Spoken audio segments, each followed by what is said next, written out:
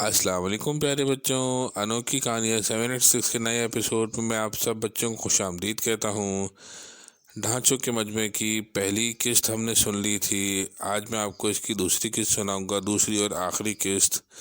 آلیان اور عادل اس کے پیچھے چل دیے۔ تھوڑی دیر میں وہ قبروں کے درمیان سے گزرتے ہوئے گھنے درختوں اور جھاڑیوں کے پاس پہنچے۔ جھاڑیوں کی دوسری طرف روشنیاں تھیں۔ وہ بوڑھے کے پیچھے چلتے ہوئے جھاڑیوں کی گرد گھوم کر دوسری جانب پہنچے تو سامنے منظر دیکھ کر ان کے دل دھک سے رہ گئے۔ وہاں مختلف قبروں پر تیل کے چراغ جل رہے تھے۔ روشنی میں 20-25 افراد سفید لباس پہنے زمین پر بیٹھے تھے۔ ان کے سروں پر سفید ٹوپیاں تھیں اور ان کی پشت آلیان اور عادل کی جانب تھی، اس لیے ان کے چہرے نظر نہ آ رہے تھے۔ ان لوگوں کے سامنے سفید لباس اور ٹوپیاں پہنے ایک شخص کھڑا تقریر کر رہا تھا۔ اس کا چہرہ سر سے لٹکی ہوئی ٹوپی نے چھپا رکھا تھا۔ روشنی میں انہوں نے اپنے ہمراہ آنے والے بوڑھے کو دیکھا تو اس نے بھی سفید لباس اور ٹوپی پہنی ہوئی تھی اور وہ آلیان اور عادل کی طرف پیٹھ کیے کھڑا تھا۔ بیٹھ جاؤ، بوڑھے نے ان کی طرف مڑے بغیر کہا اور آگے بیٹھے افراد کے پیچھے بیٹھ گیا۔ آلیان اور عادل کو خوف محسوس ہو رہا تھا۔ وہ بوڑھے کے پیچھے زمین پر بیٹھ گئے۔ سامنے کھڑا شخص بلند آواز سے کہہ رہا تھا کہ دنیا والوں نے ہمیں بہت دکھ دیے ہیں۔ بھائیوں، میں تمہیں بتانے آیا ہوں کہ اب دنیا سے بدلہ لینے کا وقت آ گیا ہے۔ پہلے ہم اپنے کپڑے پھاڑ کر احتجاج کریں گے، اس دنیا میں رسم و رواج کے خلاف نعرے بازی کریں گے، اس نظام زندگی کے خلاف جو صرف دولت مند لوگوں نے بنایا ہے، جس میں امیروں کو جینے کی آزادی ہے اور غریبوں کو نہیں ہے۔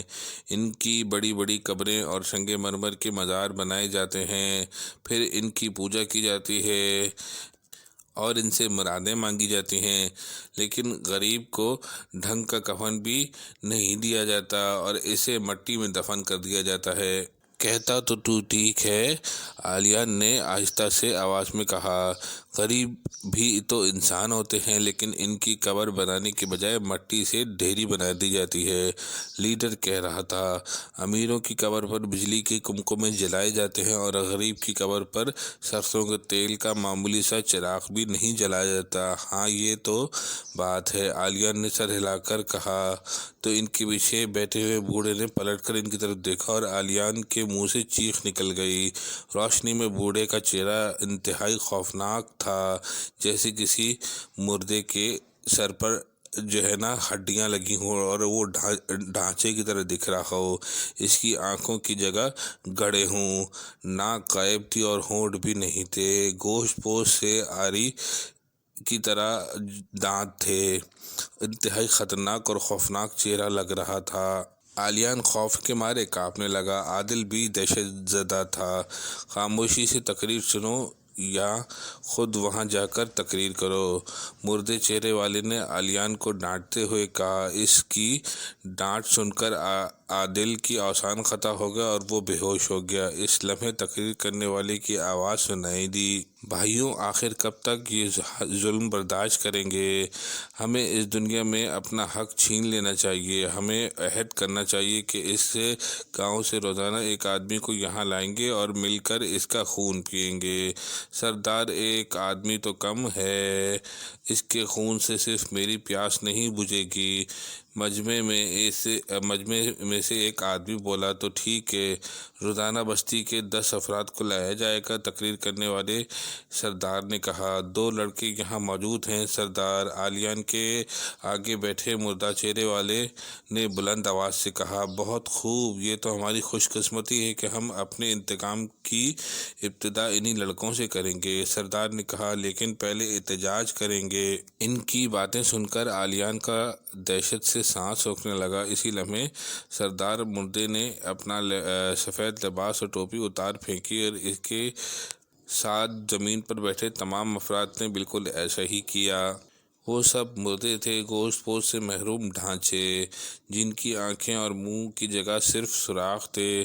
کسی نے آلیان کی چیخوں پر توجہ نہ دی اور تمام ڈھانچے اپنے پنجروں کو اپنے پنجروں کو ہلاتے ہوئے دنیا کے خلاف نعرے کرنے لگے۔ ان میں وہ ڈھانچہ بھی تھا جو عالیان اور عادل کو اس جلسے میں لایا تھا۔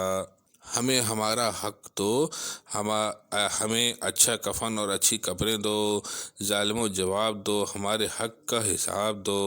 عالیان زمین پر بیٹھ کر خشک پتے کی مانند کانپ رہا تھا، اس کے حواس جواب دیے جا رہے تھے۔ جلسے میں شریک ڈھانچے ہڈیاں کڑکڑاتے ہوئے اس کے گرد جمع ہو رہے تھے۔ پہلے ہم ان لڑکوں کے خون سے اپنی پیاس بجھائیں گے، سردار نے دوسرے ڈھانچوں سے کہا۔ اس کا اعلان سن کر خوف کی شدت سے عالیان کو اپنا خون رگوں میں جمتا ہوا محسوس ہونے لگا۔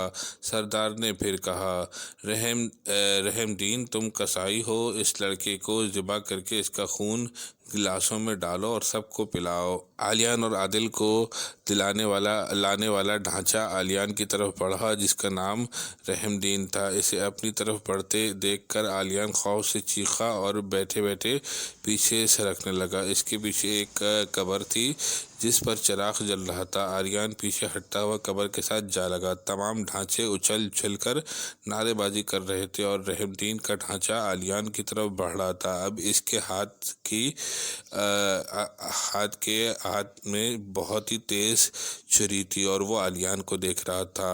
پھر جیسے ہی وہ عالیان کے قریب پہنچا، عالیان نے بچنے کی آخر کوشش کی اور جلتا ہوا چراغ اٹھا کر رحم دین کے کفن نما سفید لباس سے لگا دیا۔ رحم دین کے کفن میں آگ لگ گئی اور چیختا ہوا پلٹ کر دوڑنے لگا۔ آگ آگ آگ، بھاگو! ڈھانچوں نے آگ دیکھ کر چیختے ہوئے کہا اور پلٹ کر بھاگنے لگے۔ رحم دین کا جلتا ہوا ڈھانچہ بھی اس طرف بھاگ رہا تھا۔ چند لمحے میں وہ سب ڈھانچے غائب ہو گئے اور قبروں پر جلنے والے تمام چراغ ایک دم بجھ گئے۔ اس کے ساتھ ہی عالیان پر بے ہوشی طاری ہوتی چلی گئی۔ عالیان اٹھو، شام ہونے والی ہے۔ دفعتاً عالیان کو عادل کی آواز سنائی دی اور اس نے آنکھیں کھول دیں۔ وہ باغ میں ہی تھے اور اوہ! کیا میں خواب دیکھ رہا تھا؟ عالیان نے حیران ہو کر کہا۔ پھر عادل کے پوچھنے پر اس نے اپنا خواب بیان کیا اور اس کے ساتھ ماموں کے گھر کو چل دیے۔ پیارے بچوں، ڈھانچوں کے مجموعے کی یہ آخری ایپیسوڈ تھی۔ اگر آپ کو یہ کہانی اچھی لگے تو کمنٹس میں رائے کا اظہار کیجیے اور انوکھی کہانیاں 786 کے چینل کو سبسکرائب اور لائک کیجیے۔ السلام علیکم بچوں۔